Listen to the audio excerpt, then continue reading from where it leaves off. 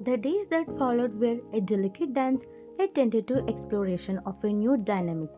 You thought watching the taeff across the library.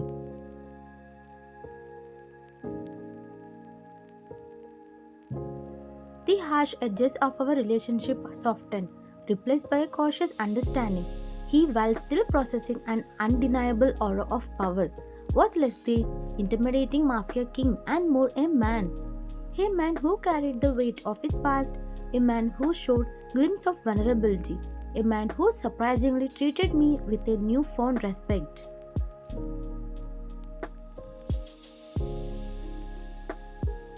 He no longer demanded my presence. He invited me to join him for meals, for walks in the gardens, for quiet evenings in the library. He spoke to me about his work carefully, omitting the more dangerous details, about sharing enough to give me a sense of his world, a world so different from the one I had known.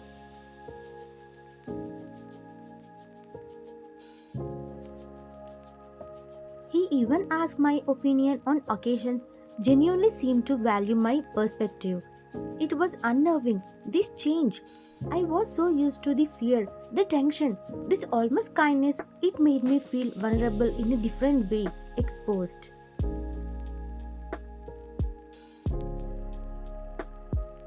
I in turn found myself relaxing in his presence, the constant knot of fear in my stomach slowly unraveling. It was strange, like a muscle I had held tense for so long finally relaxing. But with that relaxation came something else, something I hadn't expected. Curiosity, a hesitant attraction.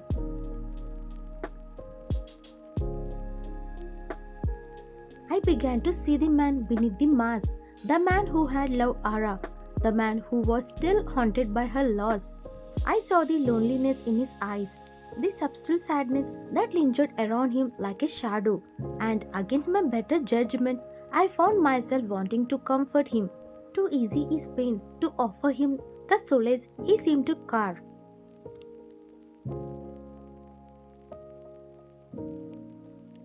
It was dangerous, I know, getting close to him. It was like playing with fire, but I couldn't seem to help myself.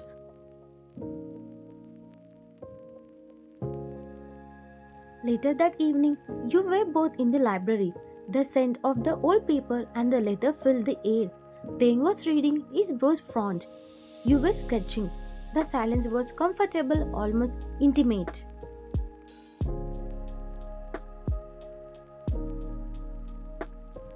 What are you drawing? He asked, his voice low. Just the orchid. You replied, showing him the sketch.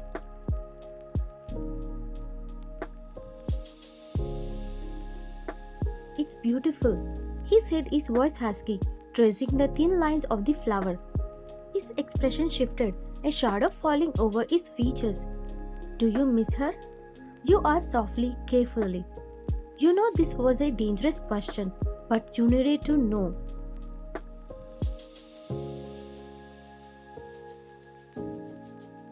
Every day, he whispered, his voice thick with emotions.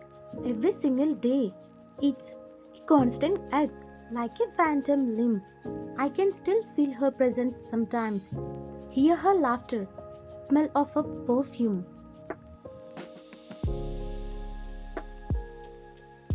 You reached out and touched his hand. He took your hand in his. His grip was firm but gentle. Thank you, he said sincerely. Thank you for being here. It helps. More than you know.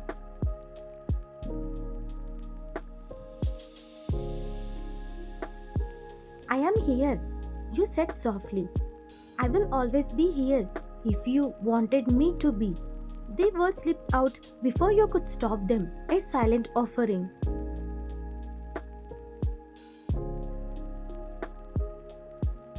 Taeyong looked at you, his eyes searching yours.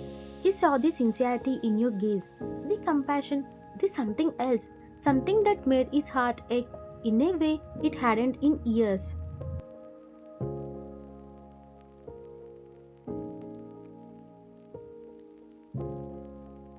Thank you, he whispered, his breath warm against your ear. Thank you for seeing me, for seeing Beyond all this, he gestured vaguely.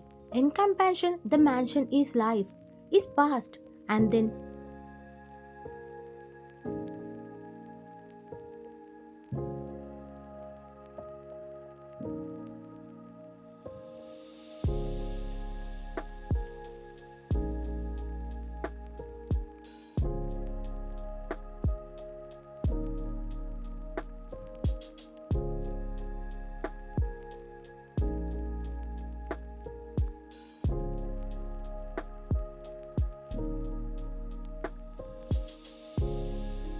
thank you.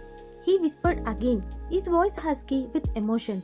He pressed a strand of hair from your face, his touch lingering. I see you, you said softly, your voice filled with a sincerity that surprised even yourself.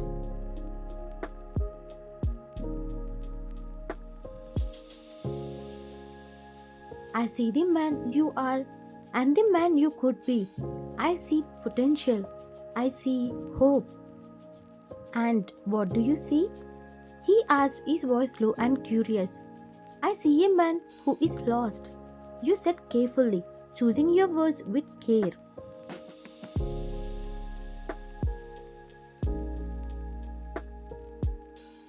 A man who haunted by his past. A man who is afraid to let anyone in. A man who is capable of great love, but who is afraid to love again. Thane's man flattered, his eyes clouded with a familiar sadness.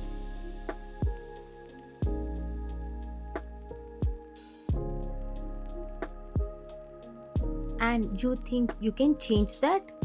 He said, his voice laced with skepticism, with a hint of bitterness. I don't know, you said honestly. But I like to try, if you will let me. A long silence stretched between you both.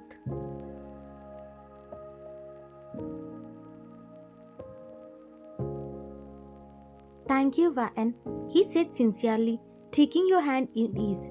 Thank you for believing in me, for seeing something good in me when I'm not sure it's there.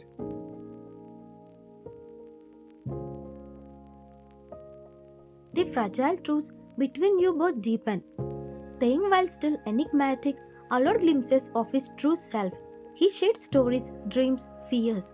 He spoke of his love for art, music, and nature. He even showed a surprising sense of humor. It was disorienting.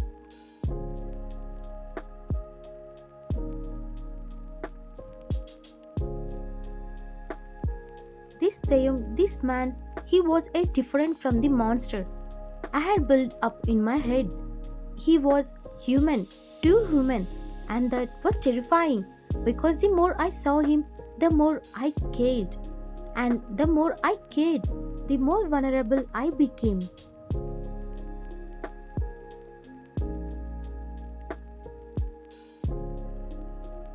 I, in turn, you reflected, shared my own stories, dreams, vulnerabilities.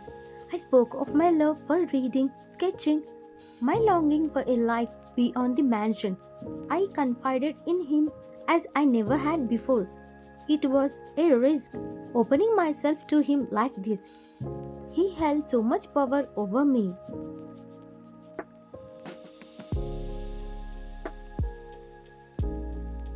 He could rush me without a word, a look, but I couldn't help myself. I trusted him, or I want to trust him, and that was almost as dangerous as trusting no one at all. The power dynamic remained. You acknowledged. He was still Taeyong, the Mafia King.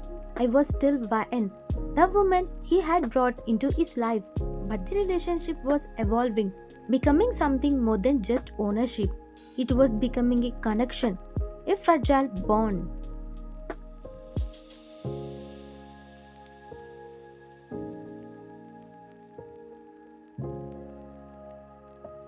One rainy afternoon, you were in the library. What is it? He asked, taking your hand.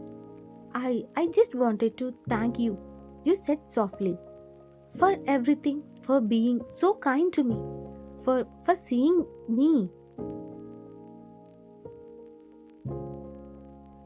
You don't have to thank me, he said. You deserve it. You deserve so much more than this. He gestured around the library, a hint of self deprecation in his voice.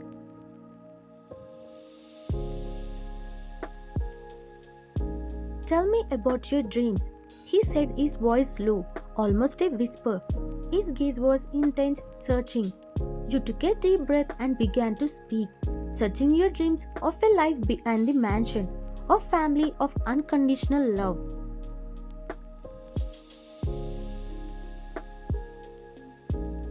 You spoke of your desire to use your art to help others, to make a difference in the world. You spoke of your longing for a place to belong, a place where you were valued, not for what you could do for someone, but for who you were.